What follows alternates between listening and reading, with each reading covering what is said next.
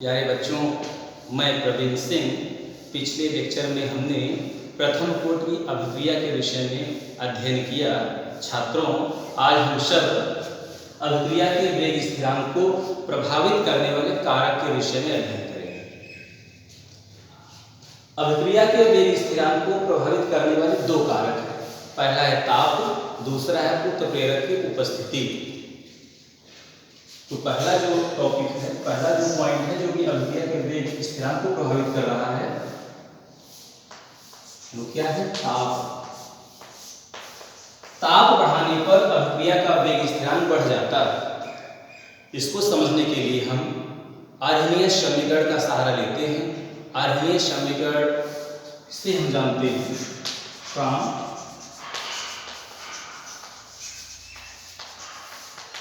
Arrhenius equation K equal to A की power minus EA upon RT। ये Arrhenius समीकरण के जहाँ क्या है समीकरण में वेग स्थिरांक है। ए जो है आर्हेनियस पैरामीटर है। ई जो है एक्सपोनेंशियल सीरीज का जो कोफिशिएंट है, चरघातांक की श्रेणी का कोफिशिएंट है। E जो है सक्रिय ऊर्जा है, इसको हम एक्टिवेशन एनर्जी कहते हैं। R जो है गैस स्थिरांक है। T जो है ताप है। यह समीकरण जो है आर्हेनियस समीकरण है। इस समीकरण में वेग स्थिरांक और ताप दोनों दिखाई दे रहे हैं, दोनों में संबंध भी है। E की पावर में कोई फंक्शन रहता है, कोई वैल्यू दी है, उसका एग्जैक्ट मान निकालने में दिक्कत होती है, इसलिए करते क्या है, दोनों बच्चों का हम ln लेते हैं। taking ln both side, taking ln both side। जैसे ही दोनों बच्चों का ln लेंगे, हो जाएगा यहाँ से ln k equal to ln a into e minus EA upon RT। अगर दो पद दिए a इंटू बी, इसका जब ln लेते हैं हो जाता है ln a plus ln b। इसी सूत्र की सहायता से ये जो व्यंजक है इसको हम लिख सकते हैं। ये जो समीकरण है ln k equal to ln a plus ln e की power minus EA upon RT हो जाएगा। पुनः इसको लिखेंगे हम ln k equal to ln a। अगर कोई फंक्शन या कोई वैल्यू e की पावर में दिया है, जैसे ही ln लेते हैं यह ln ई को समाप्त कर देगा, वैल्यू बचेगी कितनी? Minus EA upon RT। ln को समझना कठिन है क्योंकि जो लॉग टेबल है, जो टेबल है वो लॉग में डिफाइन है। लॉग और बेस 10 में ln को हमको लॉग में चेंज करना होगा। हम जानते हैं ln और लॉग में एक संबंध होता है। ln इक्वल टू होता है 2.303 लॉग बेस 10। जैसे ही ln के स्थान पर वैल्यू पुट करेंगे हो जाएगा 2.303 log a base 10 equal to 2.303 log a base 10 minus EA upon RT। यहाँ देखते हैं 2.303 यहाँ भी है, यहाँ भी है। 2.303 से दोनों तरफ हम भाग दे देते हैं। जैसे ही भाग देंगे तो जो व्यंजक प्राप्त होगा उसको हम कैसे लिखेंगे, उसको देखिए। हो जाएगा यहाँ से log a base 10 equal to log a base 10 minus EA upon 2.303 RT। जैसे ही हमने देखा यह जो समीकरण प्राप्त हो रहा है, यह तो सरलरेखा का समीकरण, सरलरेखा का समीकरण होता है y बराबर mx प्लस c। यह समीकरण सरलरेखा का स्ट्रेट लाइन का इक्वेशन की तरह लग रहा है। जैसे ही इसकी तुलना हम करेंगे, इसकी तुलना जो समीकरण हमको प्राप्त हुआ इसकी तुलना सरलरेखा से करते हैं, हमको मिलता क्या है? y equal to log a base 10, c equal to log a base 10, x equal to 1 upon t, और यह जो स्लोप है, जो प्रवणता है, जो ढाल है, हो जाएगा माइनस EA अपॉन 2.303 R। इसका मतलब क्या हुआ?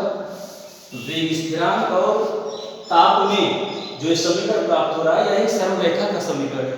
जैसे ही ताप बढ़ाते हैं अभिक्रिया का वेग स्थिरांक भी बढ़ सकता है।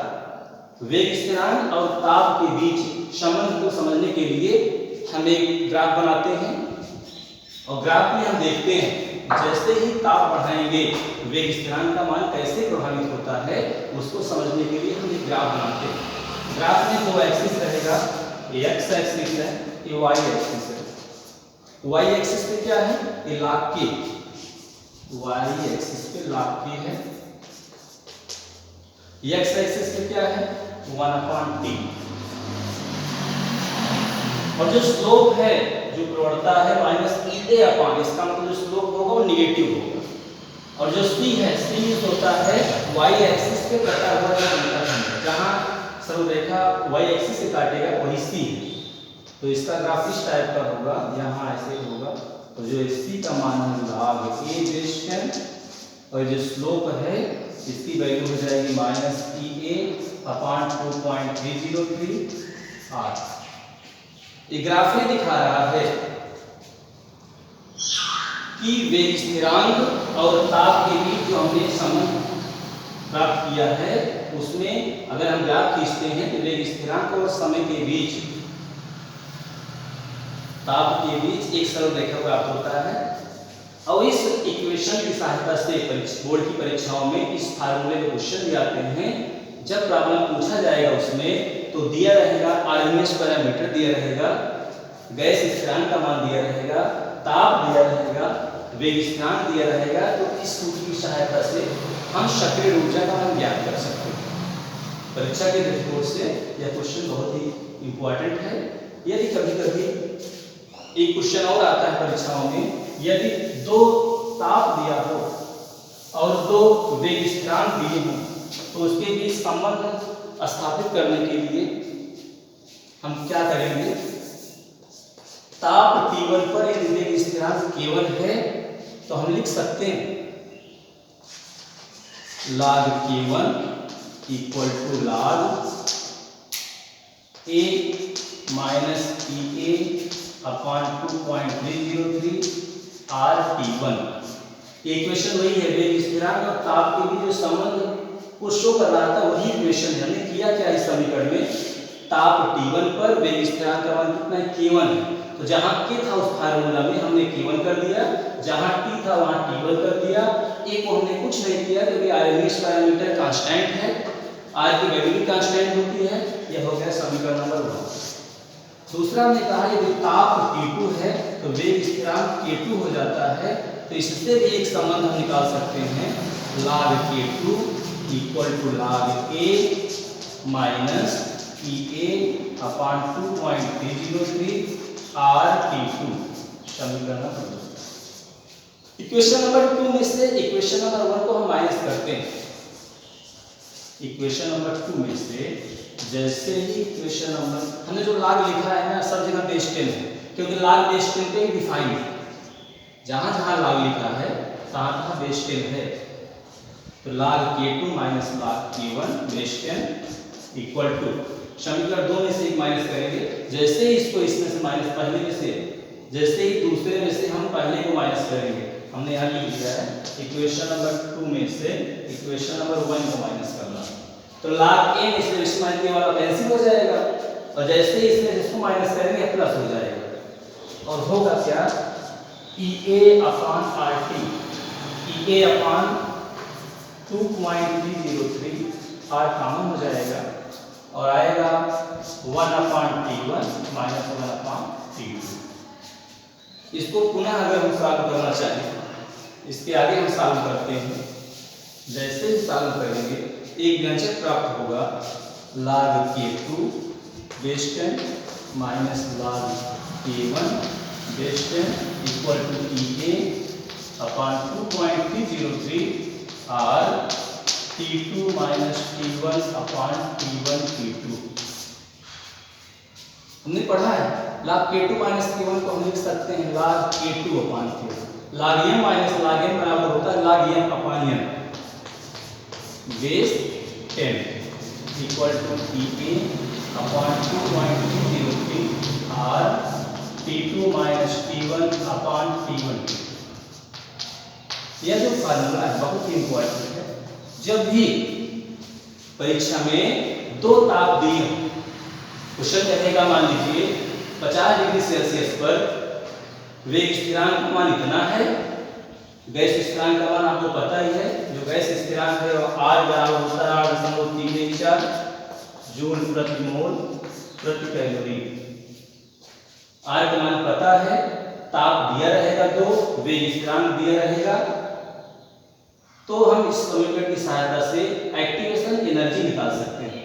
यह परीक्षा के दृष्टिकोण से बहुत ही महत्वपूर्ण है। इसके बाद जो हमारा नेक्स्ट टॉपिक है वेग स्थिरांक का ताप गुणांक। वेग स्थिरांक का ताप गुणांक।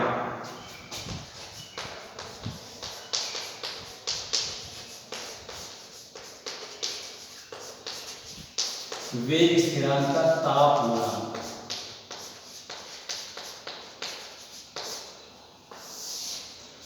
दस डिग्री सेल्सियस ताप पर वेग स्थिरांक का ताप गुणांक क्या होता है, सबसे पहले उसको समझते हैं।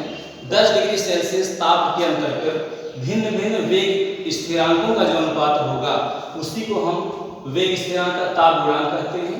तो वेग स्थिरांक का जो ताप गुणांक होगा हम उसको लिख सकते हैं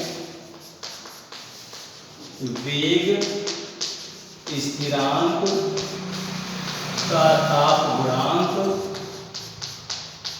के जो बराबर होगा के टी प्लस 10 डिग्री सेल्सियस अपान के टी डिग्री सेल्सियस। इसका मतलब ये होगा उसमें जो ताप वेग स्थिरांक दिया होगा, वेग स्थिरांक में 10 डिग्री का अंतर होगा। यहाँ जो T1 का मान रहेगा 25 डिग्री सेल्सियस होगा और जो यहाँ T2 का मान होगा वो 35 डिग्री सेल्सियस होगा। इससे भी हम एक संबंध निकाल सकते हैं। अभिक्रिया के वेग स्थिरांक को प्रभावित करने वाले पहला कारक ताप का हमने अध्ययन किया। दूसरा जो कारक है वह है उत्प्रेरक। दूसरा कारक है उत्प्रेरक, कैटलिस्ट। हम समझते हैं उत्प्रेरक अभिक्रिया के वेग स्थिरांक को प्रभावित करता है कि नहीं करता, उसी को हमको समझना है। हम जानते भी हैं, सबसे पहले तो हम समझे उत्प्रेरक किसे कहते हैं। ऐसे पदार्थ जो अपनी उपस्थिति मात्र से ही अभिक्रिया की दर को बढ़ा देते हैं, ऐसे पदार्थ को ही हम उत्प्रेरक कहेंगे और इस घटना को उत्प्रेरण कहते हैं। यहाँ भी उत्प्रेरक जो है अभिक्रिया की दर को भी और वेग स्थिरांक को भी बढ़ाता है। उसको समझने के लिए हम एक ग्राफ खींचते हैं। ग्राफ किसके बीच में खींचना है, reaction of progression upon energy.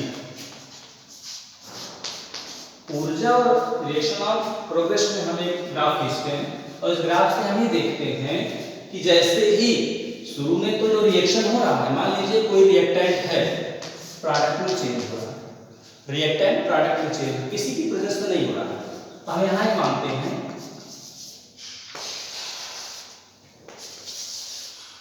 यहाँ रिएक्टेंट है। क्या है रिएक्टेंट? रिएक्टेंट मींस अभिकारक है। यह अभिकारक प्रोडक्ट में चेंज हुआ नॉर्मल वे में बिना किसी उत्प्रेरक की उपस्थिति।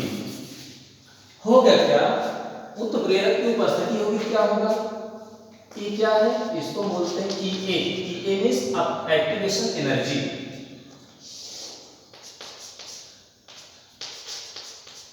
ईटी एनर्जी का ग्राफ है।